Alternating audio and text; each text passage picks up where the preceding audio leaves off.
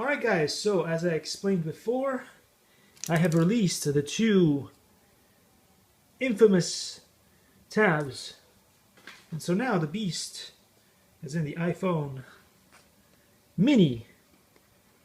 Latest mini will be released from the packaging. And as you can see here, it has two cool things for cameras. The old one, look at this, look at this.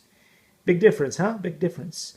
This was the XR, so the XR is still smaller than that. If you can see that over there. And the iPhone 6 had this kind of thing going. So, quite stoked about what's going on here. You guys can, I'll just leave these out here for you guys so you guys can see these differences in camera sizes.